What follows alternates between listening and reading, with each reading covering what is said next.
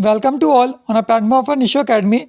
आज हम class 12th की पॉलिटिकल साइंस का जो प्रीवियस ईयर का पेपर है 2020 का, उसका पार्ट थर्ड डिस्कस करने जा रहे हैं। Already part first and second उसे हम डिस्कस कर चुके हैं और प्लेलिस्ट में अपलोडेड है। इस वीडियो के डिस्क्रिप्शन बॉक्स में आपको उसका लिंक भी मिल जाएगा। पहले आप पार्ट सेकंड को देख ले और फर्स्ट को देख ले, ताकि क्या हो आपको समझ आ जाए कि पेपर का एनालिसिस किस तरह से किया गया है, क्वेश्चन किस तरह से आते हैं, 1 मार्क्स के 2 मार्क्स के क्वेश्चन को आपको कैसे अटेम्प्ट करना है, 4 मार्क्स के क्वेश्चन में आपको कैसे लिखना है। ठीक है, शुरू करते हैं इसे आज के क्वेश्चन से। Question number 28। तो बेसिकली क्वेश्चन नंबर 28 है क्या, देखते हैं। हमें इस पिक्चर को देखना है ध्यान से और पिक्चर के अकॉर्डिंग जो हमसे क्वेश्चन पूछे गए हैं, 3 क्वेश्चन नीचे, हमें उन 3 क्वेश्चनों का आंसर देना है। ठीक है, तो हम क्या करते हैं, थोड़ा सा टाइम लेके इस पिक्चर को एनालाइज करने की कोशिश करते हैं। देखो इस पिक्चर को हम समझ कैसे सकते हैं। यहाँ पे हम देख सकते हैं चाइना लिखा है और एक ये साइकिल है और 2 यहाँ पे टायर है, सेकंड वाला टायर और फर्स्ट वाला टायर। सेकंड वाले टायर पे किसका सिंबल है, डॉलर का, जो किसको रिप्रेजेंट करता है, अमेरिका को। और सामने देखो, इसे वैसे हंसिया कहते हैं, मतलब एक तरह से काटने के काम आता है फसल को। ठीक है, तो ये किसका साइन है, ये जो साइन है ऐसे करके, ये साइन है रशिया का, यूएसएसआर का। ठीक है, तो चाइना उन दिनों क्या करता था, जब कोल्ड वॉर की सिचुएशन थी, चाइना ने दोनों से अच्छे संबंध बना रखे थे। एक तरफ अमेरिका से यानी कैपिटलिज्म से, और एक तरफ यूएसएसआर से यानी कम्युनिज्म से। तो बेसिकली चाइना दोहरी नीति को रखता था, डबल पॉलिसी को फॉलो करता था। ठीक है, अब हम क्वेश्चन देखते हैं हमसे क्या पूछे गए हैं।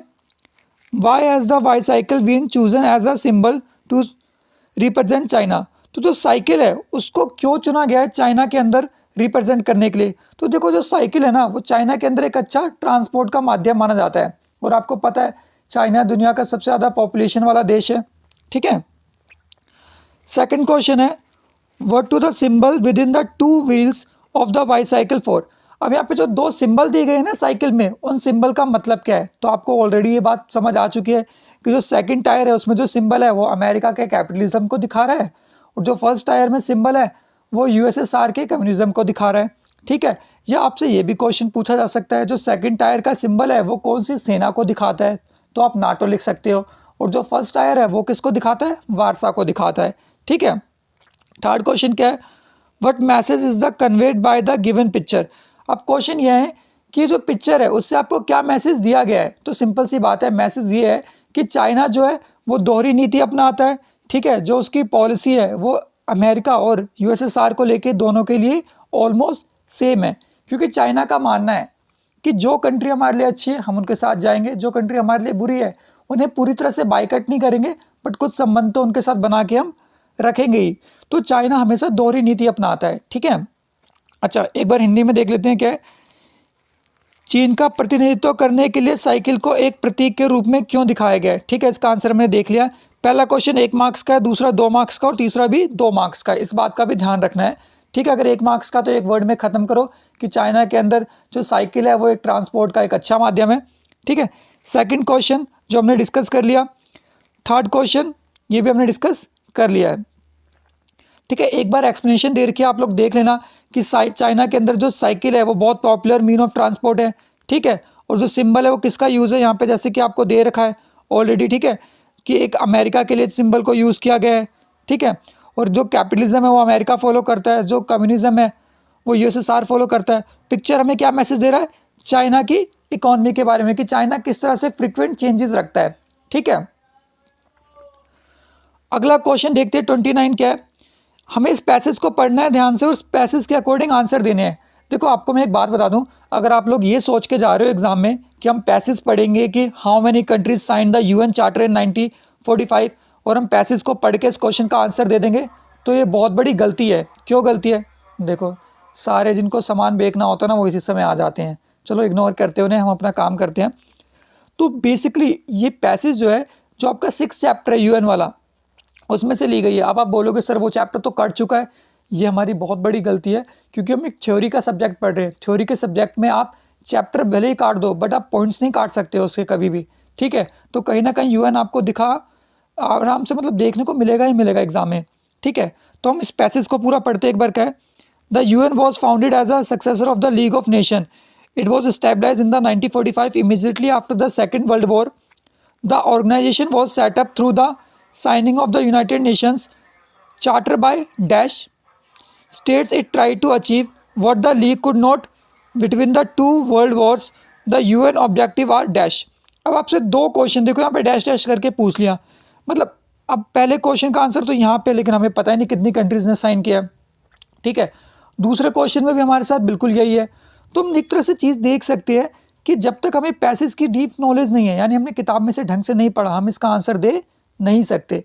तो हम पहला क्वेश्चन देखते हैं और उसका आंसर करते हैं क्या है, how many countries sign the UN charter. तो कितने देशों द्वारा यूएन का चार्टर साइन किया गया था 1945 में? तो 51 कंट्रीज द्वारा, ठीक है। 51 देशों ने इसका चार्टर साइन किया था। अब चार्टर क्या होता है? चार्टर का सिंपल सा मतलब होता है रजामंदी, मतलब आपसी मेल भाव से, आपसी कोऑर्डिनेशन से किसी चीज़ को शुरू करना। सेकंड क्वेश्चन क्या है, highlight any two objectives for which the UN was found, ठीक है, या परफॉर्म्ड। अब हमें दो ऑब्जेक्टिव बताने हैं जिसके लिए यूएन को ढूंढा गया था। तो हमको मैं एक छोटी सी बात बताता हूँ। देखो, जो यूनाइटेड नेशन है जिसे 1945 में 24 अक्टूबर को लाया गया था, इससे पहले हमारे यहाँ एक और ऑर्गेनाइजेशन थी जिसे 1919 में लाया गया था, जिस ऑर्गेनाइजेशन का नाम था लीग ऑफ नेशन, ठीक है। ये जो लीग ऑफ नेशन थी और जो यूनाइटेड नेशन थी, ये दोनों, जिसका भी माइंडसेट था, इसके पीछे अमेरिकन थे। जैसे कि आपने फ्रैंकलिन डी रूजवेल्ट का नाम सुना होगा, ठीक है। और इसको छोड़ के आपने चीज़ों को नोटिस किया होगा कि जो अमेरिका है वही सबसे पहले आग लगाता है और वही फिर पानी डालने आता है, ठीक है। जैसे कि आपने सुना होगा वुड्रो विल्सन 1919 में क्या लेके आए, लीग ऑफ नेशन। फिर 1945 में जो अमेरिका के उस समय के राष्ट्रपति थे फ्रैंकलिन डी रूजवेल्ट, वो क्या लेके आए, यूनाइटेड नेशन। तो इसीलिए लाया गया था ताकि विश्व में शांति कायम करी जा सके। लीग ऑफ नेशन लाने का भी मकसद ये था। और उसके बाद यूएन क्यों लाया गया? यूएन लाने का मकसद था कि विश्व में शांति कायम करी जा सके, साथ ही साथ आपसी शांति के माध्यम से देशों के बीच में कोऑर्डिनेशन लाए, अच्छा व्यापार कर सके, एक दूसरे की मदद कर सके, ठीक है। सिक्योरिटी लाना, बैलेंस ऑफ पावर बना के रखना, ठीक है। Mention any two achievements of the United nation which the League of nation could not achieve between the two world war. देखो, अभी हमने डिस्कस किया था लीग ऑफ नेशन और आ गया लीग ऑफ नेशन। अब आप बोलोगे किताब में तो ये कहीं मेंशन नहीं है, बट नहीं, अगर आप फर्स्ट वर्ल्ड वॉर के लिए आप पढ़ रहे हो, अगर आप अपनी बुक में सेकंड वर्ल्ड वॉर पढ़ रहे हो कि 1939 से लेकर 1945 तक सेकंड वर्ल्ड वॉर चला, तो आपको कहीं ना कहीं इस बात का आइडिया होना चाहिए जो पहला वर्ल्ड वॉर था 1914 में जो शुरू हुआ था, उसके शुरू होने की वजह क्या थी, वो ख़त्म हुआ तो कौन सी चीज़ें सामने आई, ठीक है। तो क्वेश्चन आ गया, देखो सिंपल सा, कि ऐसी कौन सी चीज़ थी जो लीग ऑफ नेशन नहीं कर पाई लेकिन यूनाइटेड नेशन ने कर दिया। तो यूनाइटेड नेशन ने क्या किया? सबसे पहली बात, यूनाइटेड नेशन ने जो यूएन है, यूनाइटेड नेशन की जो एक्टिविटीज़ है, कार्य हैं, उसको बहुत बड़े लेवल पे बढ़ा दिया। जैसे कि आपको पता है इसके 6 ऑर्गन्स हैं, इनमें से कुछ इंपॉर्टेंट ऑर्गन्स कैसे, जैसे जनरल असेंबली, ठीक है, सिक्योरिटी काउंसिल, आईसीजे, ठीक है, जैसे आईसीजे सुना होगा आपने, इंटरनेशनल कोर्ट ऑफ जस्टिस, ठीक है। ऐसे इनके पास अंग हैं जो पूरे देश के लिए, पूरे विश्व के लिए एक अच्छा काम करने का कार्य करते हैं। अगली पैसेज देखते हैं हमारी क्या है। अच्छा, ये आंसर है, देखो पहले वाले का 51 कंट्रीज। सेकंड, झगड़ों को निपटाना, प्रिवेंट करना कॉन्फ्लिक्ट्स को, इम्प्रूव करना सोशल और इकोनॉमिक डेवलपमेंट को, ठीक है, क्रिएट करना क्या, सिक्योरिटी काउंसिल को, importance of big issues power की जो बड़ी बड़ी पावर्स है उनके लिए कुछ करना, वेरियस वेलफेयर एक्टिविटीज़ को शुरू करना, ठीक है। जैसे कि आपको पता होगा, जैसे मिड डे मील प्रोग्राम है या यूनेस्को का है वर्ल्ड हेरिटेज प्रोग्राम है, अंकटाट है, रिफ्यूजीज़ हैं, ये सारी चीज़ें देखी जाती है किसके द्वारा, बेसिकली यूएन द्वारा, ठीक है। अगला क्वेश्चन देखते हैं क्या है, क्वेश्चन नंबर 30 देखते हैं क्या है। देखो, सेम पैसेज पढ़नी है और पैसेज पढ़ के आंसर देना। एक बात आप यहाँ पे जरूर याद रखना, पहला क्वेश्चन 1 मार्क्स, दूसरा 2 और तीसरा भी 2। कहीं ऐसा है नहीं आप पहले में ज़्यादा लिख दो फिर दूसरे में कम, अकॉर्डिंग जितना आपसे पूछा गया उसके हिसाब से ही आप इसका आंसर लिखो तो आपके लिए ठीक है, ओके। अच्छा, पहला क्वेश्चन क्या है, what is meant by centralise planning. अब मैंने देखो क्वेश्चन क्यों पढ़ा है, पहले पैसेज क्यों नहीं पढ़ी। मैंने ये बात आपको ऑलरेडी प्रीवियस पैसेज में बताया कि क्वेश्चन का आंसर पैसेज में नहीं है। पैसेज तो आपको एक नॉलेज बनाने का काम कर रहा है, पैसेज आपको ये समझाना चाह रहा है कि आपको आंसर देना क्या है। बट अगर आपने किताब पढ़ी है अच्छे से तो मैं आपको पर्सनल एडवाइस करता हूँ कि आप पैसेज को टेकन फॉर ग्रांटेड लो, केवल क्वेश्चन पढ़ो, what is meant by centralise planning, ठीक है। अब सेंट्रलाइज प्लानिंग का सिंपल सा मतलब क्या होता है, इसका सिंपल सा मतलब है एक ऐसी पॉलिसी की बात कर रहे हो जहाँ पे सब कुछ सेंटर के हाथ में हो, ठीक है। जैसे आप केंद्र के नियोजन की बात कर रहे हो, ठीक है, यानी सब कुछ हमारे यहाँ सेंट्रल गवर्नमेंट के हाथ में, स्टेट गवर्नमेंट के हाथ में कुछ नहीं है, हम ऐसे विकास की बात कर रहे हैं। ठीक है, तो आप सीधे से डिफाइन करो 1 मार्क्स के अकॉर्डिंग। ठीक है, सेकंड आपसे क्वेश्चन पूछा गया, in which 2 ways is decentralisation better than the centralisation. तो ऐसे कौन से 2 तरीके जिससे आप ये कह सकते हो कि डिसेंट्रलाइजेशन अच्छा है सेंट्रलाइजेशन से, यानी केंद्रीकरण से विकेंद्रीकरण अच्छा है। सिंपल से 2 पॉइंट लिखो, खत्म करो काम। Third question, the Kerala model of a planning and development focus on which areas. तो केरला का जो डेवलपमेंट मॉडल है वो किस एरिया पे फोकस करता है। ठीक है, मुझे पता लास्ट ईयर बहुत से बच्चों को हवा नहीं लगी थी केरला मॉडल है क्या, बट आपको इसे करने का मैं एक सिंपल सा तरीका बताऊंगा। अगर आपके पास कोई भी मॉडल आ जाए, चाहे वो केरला मॉडल आए, चाहे वो दिल्ली मॉडल आए, चाहे किसी और देश का कोई मॉडल आ जाए, तो आपको उसमें क्या लिखना होता है। ठीक है, तो एक बार पैसेज आपके लिए मैं पढ़ देता हूँ। It is not necessary that all planning always has to be centralized, nor is it that planning is only about big industries and large projects. The Kerala model is the name given to the path of a planning and development charted by the state of Kerala.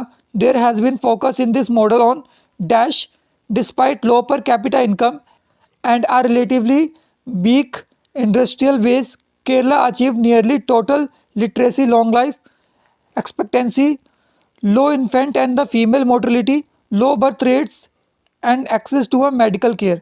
तो देखो यहाँ पे Kerala model की बात तो नहीं हुई, but indirectly सारी बात हो चुकी है कि केरला जो डेवलपमेंट मॉडल है वो किस पे बेस है, बर्थ रेट को अच्छा करने पे, मोर्टेलिटी रेट को कम करने पे, डेवलपमेंट करने पे। ठीक है, तो बेसिकली हमें इतना समझ आया पढ़ के कि केरला में विकास की बात करी गई है। तो जो सबसे पहला क्वेश्चन है कि सेंट्रलाइज इकोनॉमी का मतलब क्या होता है, सेंट्रलाइज प्लानिंग का मतलब क्या होता है, इसका सिंपल सा मतलब होता है सब कुछ सेंट्रल गवर्नमेंट के हाथों में होना।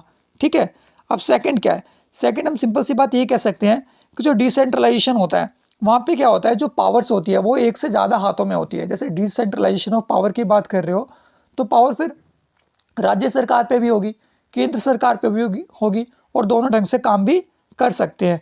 इसको छोड़ के क्या होगा, लोगों का पार्टिसिपेशन काफ़ी बढ़ जाएगा, स्टेट से भी पार्टिसिपेशन बढ़ेगा, लोकल गवर्नमेंट जिसे आप पंचायत कहते हो, म्यूनसिपैलिटीज़ कहते हो, एमसीडी, इनका भी काफ़ी ज़्यादा फोकस बढ़ेगा, काफ़ी ज़्यादा आगे आएंगे। ठीक है, केरला मॉडल क्या है, देखो कोई भी मॉडल है आप बस याद रखना, आज के समय अगर कोई मॉडल होगा तो विकास से रिलेटेड होगा, ट्रेड यानी व्यापार से होगा, एजुकेशन से होगा, मेडिकल से होगा। ठीक है, तो केरला मॉडल भी कुछ इस तरह का ही मॉडल था। ठीक है, जहाँ पे लोगों की गरीबी कम करने की बात करी गई थी। ठीक है, सेम पैसेज आपको हिंदी में दिया गया है। ठीक है, एक बार इसे आप लोग हिंदी में पढ़ लेना। क्वेश्चन जैसे केंद्रीय नियोजन क्या होता है, विकेंद्रीकरण और केंद्रीकरण कौन से ठीक है, 2 कारण बताने हैं, नियोजन और विकास, केरला मॉडल बताना है। ठीक है, तो इसे आराम से पढ़ लेना। ये आपके लिए आंसर है कि सेंट्रलाइज प्लानिंग क्या होती है, सब कुछ सेंट्रल गवर्नमेंट के हाथ में होता है। ठीक है, ये हमने ऑलरेडी डिस्कस किया। केरला मॉडल देखो, एजुकेशन, हेल्थ, लैंड रिफॉर्म, ठीक है, effective food distribution, poverty elevation यानी गरीबी को कम करना। ठीक है ना, अगला क्वेश्चन देखते हैं हमारा क्या है। देखो ये मैप का क्वेश्चन है। अब मैप करना कैसे होता है आपको मैं एक बार बताऊं, उससे पहले मैं आपको ना एक बार मैप पे लेके जाता हूं। आपको ये भी मिलेगा पेपर के अंदर, क्योंकि इस बार तो आप लोग स्कूल गए नहीं हो, तो आपने अभी तक एग्ज़ाम इस तरह से दिया नहीं है कि आपको रियल पेपर मिला हो देखने को। तो देखो ये आपके पास मैप आएगा। अच्छा, सबसे पहला काम आपको पता है क्या करना है मैप के अंदर, सबसे पहला काम करना है आपको कि आप इंडिया का मैप उठा लो जी।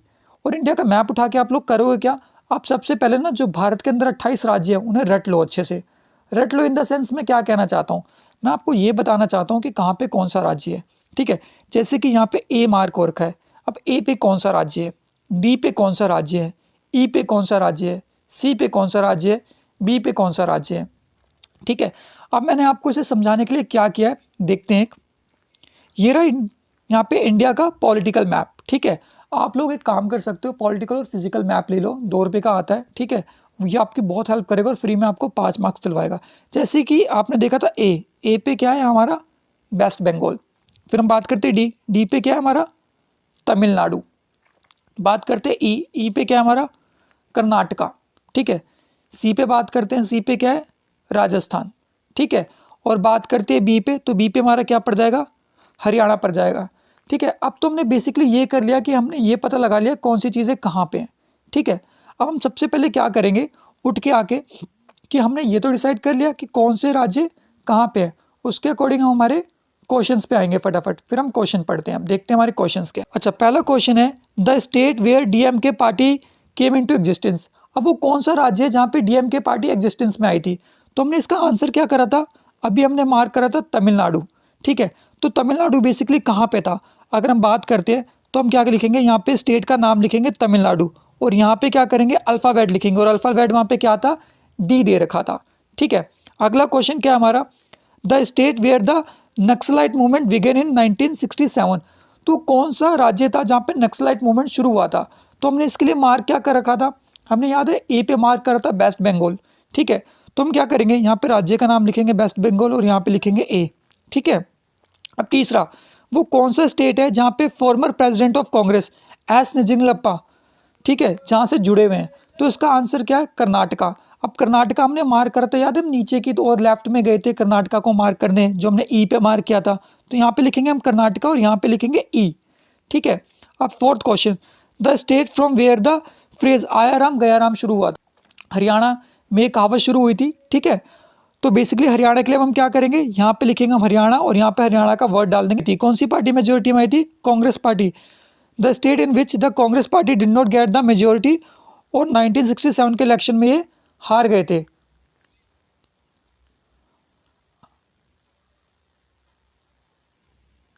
हम बात करते हैं फिफ्थ, हालांकि हमें पता है कि फिफ्थ का आंसर सी राजस्थान होगा। तो वो कौन सी जगह थी जहाँ पे 1967 में कांग्रेस की सरकार नहीं आई थी? तो हम यहाँ पे क्या लिखेंगे, सी, और यहाँ पे क्या लिखेंगे, राजस्थान। तो इस तरह से हमें काम करना है। अब हम दोबारा से एक बार मैप पे वापस आते हैं जो हमने डिस्कस किया। ठीक है, ये सेम हिंदी में आप लिख सकते हो उसमें। अब यहाँ पे आओगे आप, देखो ये मैप जो है ये तो आपको वापस एज इट इज़ मिल जाता है। ठीक है, आप इसे घर पे लेके आते हो तो आप यहाँ थोड़ा ना भर के दे के आओगे इसे, आपको जो एग्ज़ाम में सबमिट करना होता है अपनी कॉपी में ऐसे लिख के सबमिट करना होता है, ये जो आपके सामने दे रखा है इस तरह से। तो आप क्या कर सकते हो, सबसे पहले यहाँ पे स्टेट के नाम फाइंड कर लेना, फिर उसके अकॉर्डिंग एक्टिविटी लिख देना कि डी पे क्या आता है एक्टिविटी में। ठीक है, ए में क्या आता, ई में क्या आता, सी में क्या आता, बी में। तो आपको स्टेट के नाम याद रखना बहुत ज़रूरी है। अगला क्वेश्चन देखते हैं क्या है, ये वर्ल्ड का और पॉलिटिकल का जो मैप है इसे ढंग से याद करके जाना है क्योंकि आपके लिए बहुत बेनिफिशियल होगा एग्जाम के अंदर। ठीक है, अगला क्वेश्चन देखते हैं हमारा बेसिकली क्या है, ये आपको आंसर दे रखे हैं। ठीक है, यहाँ से आप देख लेना अपने आंसर। अच्छा, क्वेश्चन नंबर 32 क्या है, movement and the protest strengthen democracy, do you agree with this statement, support your answer with any 3 suitable examples. आपको आंसर देना है कि जो प्रोटेस्ट होता है, ठीक है, जो आंदोलन होता है वो क्या डेमोक्रेसी के लिए ठीक है या नहीं है। जैसे कि आपने देखा होगा 26 जनवरी को दिल्ली के अंदर जो दंगे हुए थे किसान आंदोलन के नाम पे, तो क्या उससे डेमोक्रेसी अच्छी हो रही है या बेकार हो रही है? तो आप करंट चीज़ों को भी ऐड करके आंसर दे सकते हो। सेकंड क्वेश्चन क्या है अथवा का, regional demands from different part of India exemplify the principle of unity with diversity, support the statement with any 3 suitable examples. अब आपके साथ जो सेकंड क्वेश्चन आपसे पूछा गया है वो ये पूछा गया है, जो भारत है, भारत में बहुत सारी विविधता है, तो जो ये भारत में विविधता है वो किस तरह से ठीक है। ठीक है, आपको ये बताना है, देखो जस्टिफाई करना है आपको अपना आंसर। ठीक है, बेसिकली इन्हें हिंदी में देखते क्या, आंदोलन और विरोध प्रदर्शन लोकतंत्र को मजबूत करते हैं, इसके लिए आपको तर्क देने हैं, किसी 3 तर्कों का सहारा ले सकते हो आप। भारत के विभिन्न हिस्सों से क्षेत्रीय मांगे विविधता के साथ एकता के सिद्धांत को दर्शाती है, किन्हीं 3 उदाहरणों के साथ इसका आंसर दीजिए। ठीक है, तो हम बेसिकली इसके लिए हमारे पास आंसर है, हम उस पर चलते हैं और डिस्कस करते हैं इसे। अच्छा, हम पहला क्वेश्चन देखते हैं, हमारा जो था एग्जाम्पल क्या है, मूवमेंट अगेंस्ट आउटसाइडर इन असम बाय आशू। अब आपसे पूछ लेंगे आशू की फुल फॉर्म क्या है। ठीक है, ऑल असम स्टूडेंट यूनियन, याद रखना ऑल असम स्टूडेंट यूनियन। ये आशू थे जिनकी मांग थी कि जो असम में बाहर के लोग आ रहे हैं उनको जॉब नहीं दी जानी चाहिए बल्कि असम के लोगों को जॉब दी जानी चाहिए। Democracy successfully accommodated this movement and tried to fulfill their aspiration within the constitutional framework। तो क्या बात रखी गई थी, बात ये रखी गई थी कि पहले असम के लोगों की ज़रूरतें पूरी करी जाएं, फिर बाहर के लोगों की ज़रूरतें पूरी की जाए। सेकंड मूवमेंट की बात करते हैं, नर्मदा बचाओ आंदोलन। तो आपको ये भी याद रखना है कि नर्मदा बचाओ आंदोलन से कौन सी एक्टिविस्ट जुड़ी हुई है, समाज सेविका, तो इनका नाम है मेघा पाटकर। ठीक है, तो इसे याद करने का तरीका ये है, because before some time I had one student, her name was a Megha, तो इसे याद करने की ट्रिक बनाई थी हमने कि मेघा दीदी नाना पाटेकर की फ़ैन है। ठीक है, तो मेघा पाटेकर नर्मदा बचाओ आंदोलन, नाना पाटेकर। ठीक है, तो नर्मदा बचाओ आंदोलन से कौन जुड़ा हुआ है, मेघा पाटेकर जुड़ी हुई है। ठीक है, made the government to think about the relation between natural resources and local inhabitants NBA compelled the government to work for the demands and rehabilitation of a displaced population। तो नर्मदा बचाओ आंदोलन में क्या होता है, कुछ डैम बनाए जा रहे थे जिसकी वजह से लोगों का आवाज़ छिन रहा था, तो आवाज़ उठाई गई थी कि लोगों के आवाज़ को बचाया जाए, जिसकी वजह से मेगा पाटकर ने कहा कि ये जो बनाए जा रहे डैम्स इनको रोका जाए, ठीक है, जिससे जो लोकल्स हैं उनको उनकी ज़रूरतों के हिसाब से चीज़ें मिल सके। भारतीय किसान union and farmers movement also made the government aware about problems faced by farmers and find their solution. ठीक है, तो आपको BKU का नाम तो पता ही होगा क्योंकि आजकल किसान आंदोलन चल रहा है, आपको पता होगा BKU। अच्छा, आप कमेंट करके बताना BKU के वर्तमान में अध्यक्ष कौन है। ठीक है, फॉर्मर अध्यक्ष तो आपको पता ही होंगे महेंद्र सिंह टिकैत, इन समय उनके लड़के अध्यक्ष हैं, इस समय आपको दिख ही रहा होगा, बहुत बार आपको देखने को मिला होगा वो मीटिंग में आए हुए हैं। ठीक है, तो अपनी बुक के अकॉर्डिंग आप याद रखना महेंद्र सिंह टिकैत। ठीक है, और वर्तमान में कौन है उनका नाम आप कमेंट बॉक्स में बताना। ठीक है, तो जो BKU है वो समय समय पर प्रोटेस्ट करता है कि किसानों से जुड़ी हुई जो चीज़ें हैं उन्हें ढंग से उन्हें दिया जा सके। अच्छा, जो हमारा सेकंड क्वेश्चन था कि कौन कौन सी डाइवर्सिटी है, हम उसकी बात कर लेते हैं। ठीक है,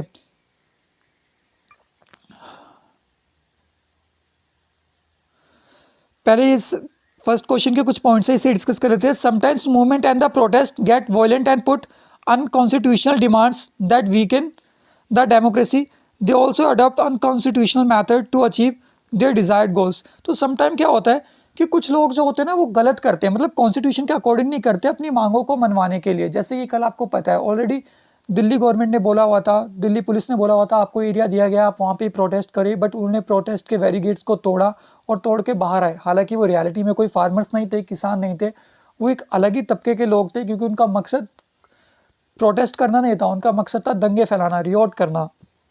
जैसे कि आपको पता है खालिस्तान की मांग 1984 में एक ऑपरेशन चलाया गया था, हम सेकंड बुक में डिस्कस करेंगे, ऑपरेशन ब्लू स्टार, जिसमें खालिस्तान यानी पंजाबियों के लिए एक अलग स्थान की मांग करी गई थी।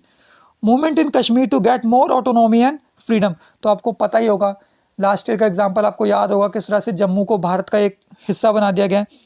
Naxalite movement in West Bengal which spread to other parts of India. ठीक है, तो नक्सलाइट मूवमेंट, अभी नक्सलाइट क्या होता है, नक्सलाइट का मतलब होता है आप ही के देश में कुछ वो लोग जो सरकार की विचारधारा से खुश नहीं होते और अपनी ज़रूरतों के लिए समय समय पे आंदोलन करते रहते हैं। ठीक है, जैसे कि नेताओं को मार देना, गाड़ियों में आग लगा देना। ठीक है, इन्हें हम नक्सलाइट कहते हैं। ठीक है, अच्छा आगे देखते हैं, ये सेकंड क्वेश्चन है, उसका आंसर देखते हैं। In India regional demands from different parts of India have proven to be a positive in the direction of a unity in the diversity. ठीक है, तो इसके एग्जाम्पल्स देख लेते हैं, बहुत सारे हैं। A large and the diverse democracy in India has been dealing with the regional aspirations on the regular basis। तो भारत दुनिया का सबसे बड़ा लोकतंत्र वाला देश है, सबसे बड़ा संविधान है भारत के पास, सबसे बड़ा कॉन्स्टिट्यूशन है, रिटन कॉन्स्टिट्यूशन है, और जो सभी का सम्मान करता है, सभी को रिस्पेक्ट दे रहा है। हमारे यहाँ 6 फंडामेंटल राइट है, हम इक्वालिटी देते हैं, लिबर्टी देते हैं, ठीक है, राइट टू फ्रीडम देते हैं। Reorganisation of a states on the basis of a culture and the language fulfilled by aspiration of the people of a different and the diverse part of a country। तो आपको पता है कि हमारे यहाँ 1953 में SRC बनाया गया था, स्टेट रीऑर्गेनाइजेशन काउंसिल बनाया गया था, राज्य पुनर्गठन आयोग, जिसने 1956 में अपनी रिपोर्ट सौंपी थी, जिसके अंदर उन्होंने 6 यूटी यूनियन टेरिटरी और 14 राज्यों की बात करी थी। ठीक है, regional agitation and the movement were not treated as a law and order problem but tension were reduced by negotiated settlements which contributed to strengthen the unity of a nation।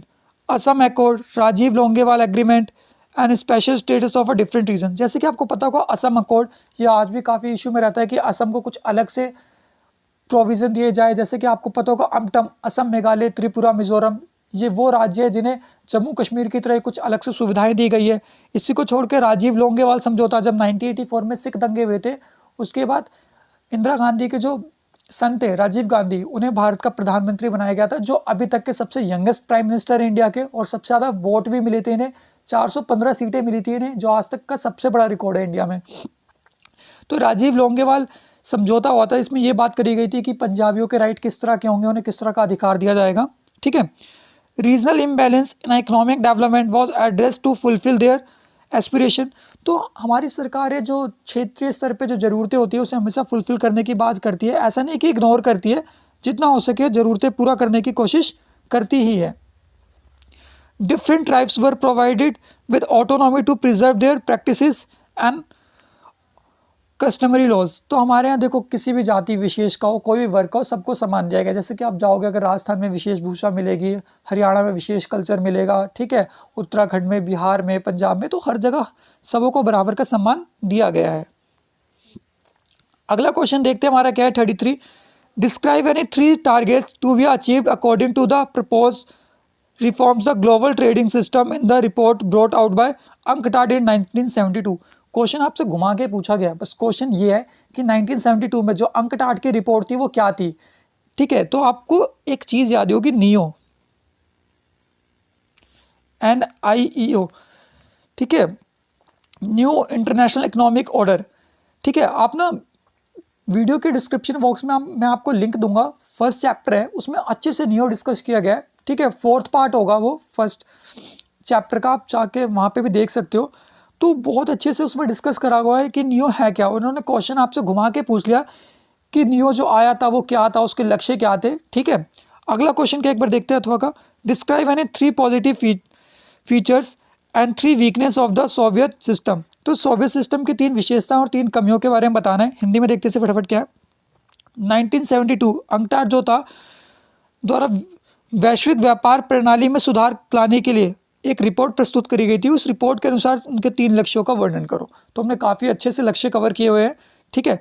Soviet प्रणाली की किन्हीं 3 सकारात्मक विशेषताओं और 3 कमजोरियों का वर्णन कीजिए, ये भी अच्छे से डिस्कस है सेकंड चैप्टर के अंदर, ठीक है। ये 6 मार्क्स के क्वेश्चन है। तो 6 मार्क्स के क्वेश्चन किस तरह से करने हैं ये भी ऑलरेडी सेकंड जो पार्ट था प्रीवियस ईयर का पेपर का 2020 का जो हमने डिस्कस किया, उसके डिस्क्रिप्शन बॉक्स में हमने डाला हुआ है कि किस तरह से आपको डेमो क्वेश्चन देखना, आपको इसमें भी मिल जाएगा, देख लेना।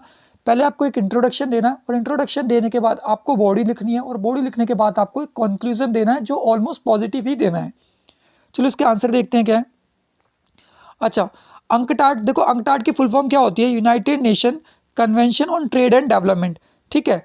अच्छा, कन्वेंशन और कॉन्फ्रेंस सेम ही होता है, डिफरेंस नहीं है इसके अंदर कोई, ठीक है। तो इसमें क्या बात करी गई थी कि LDC जो थे कंट्रोल करेंगे over their resources exploited by the development western countries. तो जो लोअर कंट्रीज है, जो लीस्ट डेवलपिंग कंट्रीज है, उन्हें रिसोर्सेज दिए जाएंगे वेस्टर्न कंट्रीज के द्वारा जो काफ़ी डेवलप्ड कंट्रीज है। Obtain access to a western market so that lower developed countries could sell their product and therefore make trade more beneficial for the poor countries. तो और क्या करी गई थी बात, ये करी गई थी कि जो पुअर कंट्रीज है उनका बेनिफिट हो, तो वेस्टर्न मार्केट में सबसे पहले जो गरीब देश है उन्हें एक बाजार दिया जाए ताकि वो जाके अपने संसाधनों को बड़े देशों में बेच सके। क्योंकि आप किसी छोटे देश में अपना सामान कैसे बेच पाओगे, क्योंकि वहाँ तो बाजार ही नहीं है उस तरह का। Reduce the cost of a technology from the western countries, ठीक है। तो आपको पता है अगर कोई आज का, जैसे आप मानो नेपाल है, भूटान है, म्यांमार है, इन देशों की टेक्नोलॉजी अच्छी नहीं है और इन्हें अगर विदेशी देश, यूरोपियन कंट्रीज, अमेरिका ऐसी कंट्रीज, रशिया ऐसी कंट्रीज अगर इन्हें मदद नहीं करेगी, टेक्नोलॉजी अच्छी नहीं देगी, तो ये लोग अपना काम कैसे आगे बढ़ा सकते हैं, ठीक है। Providing LDCs with greater role in a international economic institution. तो जो इंटरनेशनल इकोनॉमिक इंस्टीट्यूशन कैसे है, जैसे कि आपने सुना होगा ADB, एशियन डेवलपमेंट बैंक है। ये एशियन डेवलपमेंट बैंक जब तक कुछ नहीं कर सकता जब तक इन्हें world bank, international monetary fund, इनकी असिस्टेंस, इनकी मदद ना मिले, ठीक है। नेक्स्ट क्वेश्चन देखते हैं वाला।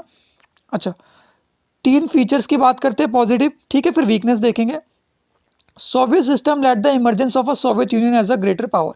तो जो सोवियत यूनियन था वहाँ पे जो चलती थी वो किसकी चलती थी, वहाँ पे जो एकमात्र था बेसिकली वहाँ पे गवर्नमेंट की चला करती थी, ठीक है। गवर्नमेंट जो बोले वही आपको मानना पड़ता था, ठीक है।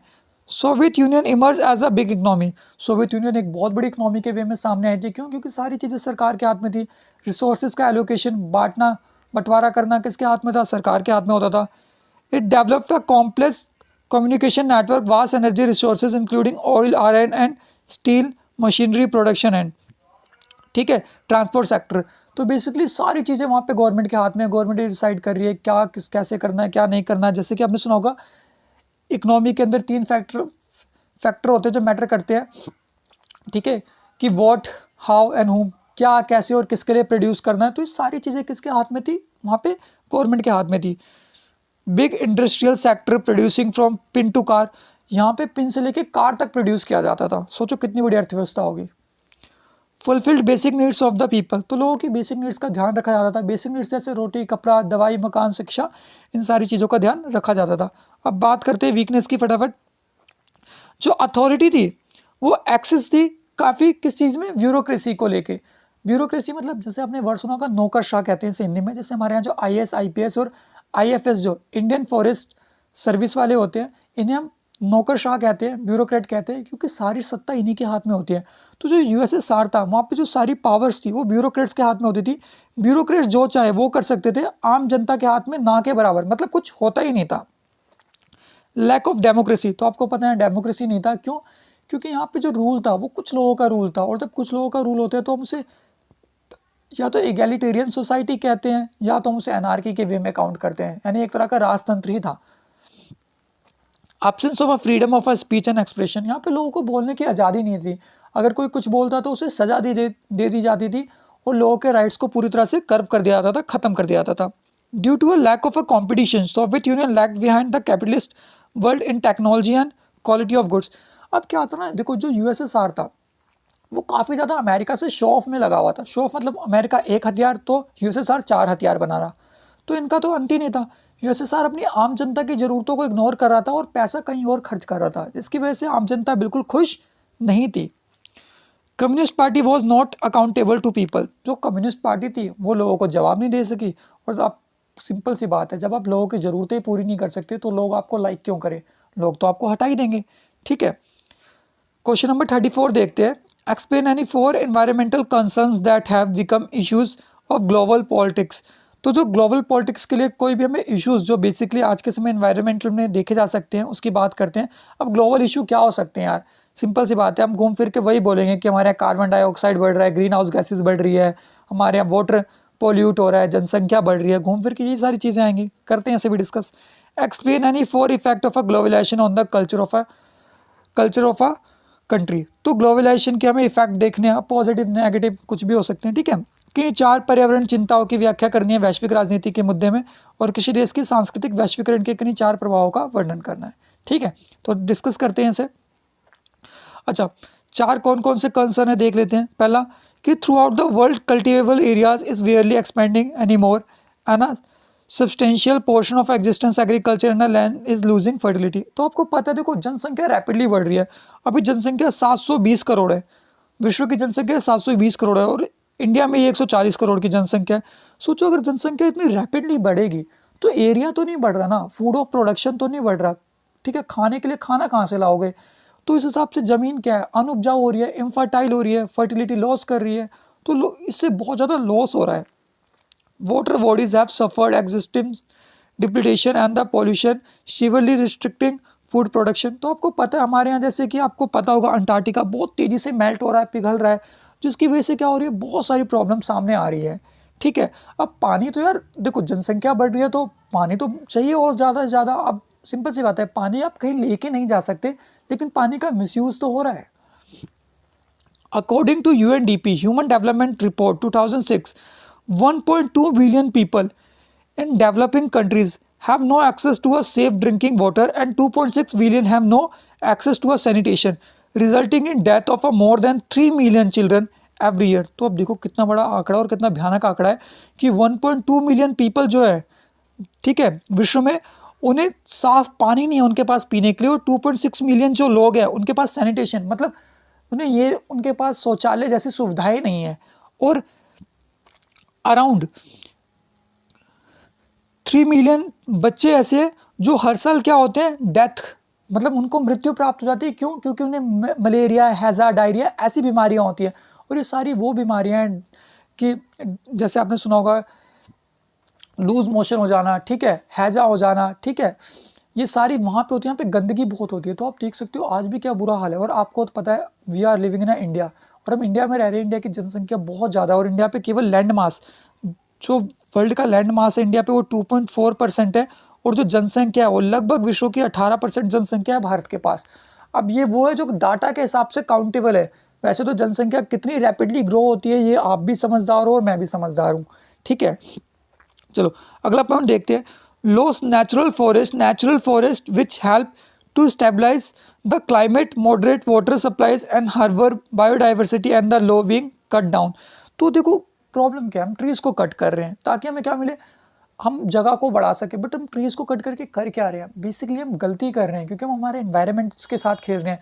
ट्रीज़ कट करने से हमारे यहाँ बाढ़ फ्लड आती है, इवन रेन प्रॉपर टाइम पे नहीं होती, रेन प्रॉपर टाइम पे नहीं होगी, क्रॉप फेलियर होगा, फसल नहीं आएगी, फसल अच्छी नहीं होगी तो हम खाएंगे क्या, हम वैसे ही भूख से मर जाएंगे, स्टारवेशन से मर जाएंगे। Depletion of a ozone layer poses a real danger to a ecosystem and the human health. तो आपको पता है ओजोन लेयर जिससे हमें स्किन कैंसर हो सकता है, कितनी बड़ी प्रॉब्लम है। उसको छोड़ो, हमारे घरों में एसी होता है, ठीक है, फ्रिज होता है, इसके अंदर हमारे घरों में जो फ्रिज होता है, एसी होता है, उसके अंदर सीएफसी होता है, क्लोरोफ्लोरोकार्बन होता है, आपने एचएफसी सुना होगा, हाइड्रोफ्लोरोकार्बन। हाइड्रोफ्लोरोकार्बन कम एमिट करता है चीज़ों को, लेकिन सीएफसी ज़्यादा करता है ऐसी गैसेस को। तो कहीं ना कहीं हम अपने चारों तरफ बीमारियों से घिरे पड़े हैं। प्लास्टिक का यूज़ करते हैं, हम प्लास्टिक की चीज़ों में खाना खाते हैं, तो पता नहीं कितनी तरह के केमिकल्स छोड़ता है, कितनी तरह के कैंसर का कॉज होता है। इंक्रीजिंग अ कोस्टल पॉल्यूशन, तो आपको पता ही है जैसे कि कोस्टल पॉल्यूशन तो चलो बात की बात, हमारे यहाँ जो नालियाँ होती हैं हम उनको नहीं छोड़ते, उनमें कचरा भर देते हैं। तो कोस्टल पॉल्यूशन तो सोचो हम कितने बड़े लेवल पे करते होंगे, हम जहाँ जाते हैं वहीं कचरा फेंक के आते हैं। हमारी ड्यूटी है यार कि हम जो खुद के कचरे एटलीस्ट वो तो उठा ले, बट हम इतने महान है ना, हम खुद के कचरे ही नहीं उठाते, दूसरा कोई फेंके तो भाड़ में जाए, हम क्यों उठाएं उनके, है ना। तो जब तक हम हमारे लिए कुछ नहीं करेंगे ना, तो दूसरा करने कभी नहीं आने वाला हमारे लिए। तो जो सफाई है, जो क्लीन है, चीज़ों को जो हमें क्लीन करना है, वो मूवमेंट हमसे शुरू होगा, किसी और से शुरू नहीं होगा। इसी के लिए 2 अक्टूबर 2040, ठीक है, 2 अक्टूबर 2014 से हमारे यहाँ स्वच्छ भारत अभियान शुरू किया गया था, ठीक है। हालांकि इसका इम्पैक्ट बहुत अच्छा पड़ा है इंडिया में। ये सेकंड क्वेश्चन है अथवा वाला, देखते हैं कि जो ग्लोबलाइजेशन है उसके कौन से इम्पैक्ट पड़े कल्चर के वे में, ठीक है। अच्छा, cultural homogenisation with the imposition of a western culture. तो आपको पता है होमोनाइजेशन मतलब आज के समय हम पता ही नहीं लगा सकते कि हम कौन से देश का कल्चर फॉलो करें। हम जीन्स की पैंट पहनते हैं, टी शर्ट पहनते हैं, अंग्रेजी बोलते हैं, कहते हैं ना hi what's up dude, it means we are a foreigner and we can feel that we are a अंग्रेज टाइप पर्सन। तो यार इतनी इंग्लिश बोलने का मतलब ये नहीं है कि हम फॉरेनर हो गए हैं। समय के साथ चलना जरूरी है, बट अपने कल्चर को भूलना बहुत बड़ी गलती है, ठीक है। एमसी, आपने मैकडी सुना होगा, McDonaldisation of the world culture shows dominant of American culture, ठीक है। तो ऐसा नहीं है देखा जाए तो कि यार आप मैकडी ही जा रहे हो, मैकडी के बर्गर पिज़्ज़ा खा रहे हो, सही है, समय के अकॉर्डिंग मूव करना जरूरी है, बट अपने कल्चर को भूल जाना वो भी गलत है। Before some days when I was taking a class in a tuition, तो एक स्टूडेंट ने बोला था कि 14 फैब आ रहा है और वैलेंटाइन डे है। तो देखो उस बच्चे ने कहा हम 14 फैब को वैलेंटाइन डे क्यों सेलिब्रेट करें, हमारे यहाँ पुलवामा हुआ था, ठीक है, मेरी कंसर्न ठीक है, वो चीज़ भी अच्छा है, बट हमें हर चीज़ को ना एक पॉइंट ऑफ व्यू से देखना चाहिए। मैं मानता हूँ 14 फैब को हमारे यहाँ और भी चीज़ें हैं, वैलेंटाइन डे होता है, पुलवामा अटैक हुआ, 14 फैब को ही राजगुरु भगत सिंह सुखदेव को फांसी की सज़ा दी गई थी, जो बहुत बड़े हमारे यहाँ फ्रीडम फाइटर थे, शहीद थे। बट हर चीज़ की अपनी जगह रिलेवेंस है। अगर आप फॉरेन कंट्री में जाके कहते हो वैलेंटाइन डे क्यों सेलिब्रेट कर रहे हो, तो आपको चाटा मार देंगे खींच के, क्योंकि शायद आपको मतलब ही नहीं पता वैलेंटाइन डे का मतलब क्या होता है। तो ये क्वेश्चन एक्चुअली आया हुआ है 2020 में कि वेस्टर्न कल्चर के अकॉर्डिंग हम आज के समय क्या फॉलो कर रहे हैं, तो इसका आंसर था वैलेंटाइन डे। क्योंकि वैलेंटाइन डे का मतलब होता है expend your day with your love ones, अपने डे को अपने लव वंस के साथ एक्सपेंड करना। बट हमने हर चीज़ का मतलब ही बदल दिया है, because we are a Indians and we can say we are a jugaadu also. हम हर जगह पे कोई ना कोई लॉजिक लगाने बैठ जाते हैं बिना ज्ञान के, ठीक है। तो मैकडोनल्ड और ये इसने हमारे कल्चर पे डोमिनेट तो किया है, बट एक तरह से हमें बहुत बड़ा मार्केट भी दिया है, बहुत से लोगों को जॉब्स भी प्रोवाइड करी है इसने। Shrinking of a rich culture heritage of the entire globe, particularly that the poor countries. तो ठीक है, देखो अब हेरिटेज कल्चर, ये तो बोलने वाली बात है कि हेरिटेज कल्चर हमारा कम हो रहा है। अगर आज भी देखो बहुत से ऐसे लोग हैं, पर्सनली मैं ये बात मेरे लिए कि मुझे हिस्टोरिकल प्लेसेस पे जाना बहुत अच्छा लगता है, और ऐसे बहुत से लोग होते हैं जिन्हें हिस्टोरिकल प्लेसेस पे घूमना बहुत अच्छा लगता है। अगर हम किसी चीज़ को कंपेयर करते हैं हिस्टोरिकल वैल्यूज़ में, तो हम देखते हैं कितनी पुरानी हैं, कितनी अच्छी चीज़ें हैं, ठीक है। तो अगर हम वैश्वीकरण के सांस्कृतिक प्रभाव की बात कर रहे हैं, तो हमें ये भी देखना चाहिए कि हमने दूसरे देशों से लिया भी कितना कुछ है। Globalisation is also leading to influence of a one culture on another and expending our choice of a food and clothes, ठीक है। तो आप देख सकते हो हमारी फूड एंड क्लॉथ्स में भी काफ़ी डिफरेंस आया है। देखो अब आप में से कोई बोल सकते हो यार हम जीन्स क्यों पहनते हैं, देखो यार जीन्स की पैंट आराम से, अगर आप अच्छी से अच्छी जीन्स की पैंट भी आपको 1000 रुपये में मिल जाती है, बट अगर आप वहीं पे खादी का कुर्ता पजामा लो ना, तो आप खादी का कुर्ता पजामा 2.5-3 मीटर नहीं ले पाओगे, और सिलाई का खर्चा लगेगा अलग, और देखने में कपड़े की शो भी नहीं आएगी। तो समझदारी क्या कहती है कि आप समय के अकॉर्डिंग करो, हर चीज़ को हर पर्टिकुलर प्लेस पे किया जाए तो ही अच्छा है, ठीक है। अब masala dosa has reach to a west and the khadi kurta with the blue jeans is new fashion. तो आप देख सकते हो मसाला डोसा फॉरेन कंट्री में खाया जाता है, इडली सांभर, ठीक है, वहाँ पे चपाती खाई जाती है। तो आज के समय में देख सकते हैं जो कल्चर है वो पूरा तरह से मिक्स एंड मैच हो रखा है, ठीक है। तो समय के अकॉर्डिंग चीज़ों का बदलना बहुत ज़रूरी भी है, ठीक है, और ये देखा जाए तो गलत भी नहीं है। आपका जो पेपर है 2020 का वो डिस्कशन कंप्लीट होता है यहाँ पे। हम जल्दी दूसरे पेपर के साथ मिलेंगे।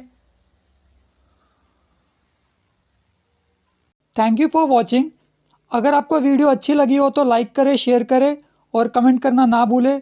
साथ ही चैनल को सब्सक्राइब करना ना भूलें। इंस्टाग्राम का हैंडल आपको स्क्रीन पर दिख रहा होगा और हमने इसको डिस्क्रिप्शन बॉक्स में इसका लिंक भी दे रखा है। और साथ ही आप इंस्टाग्राम और व्हाट्सएप को लिंक पर जाके ज्वाइन कर सकते हैं। हम व्हाट्सएप ग्रुप पे डेली करंट अफेयर भी डालते हैं।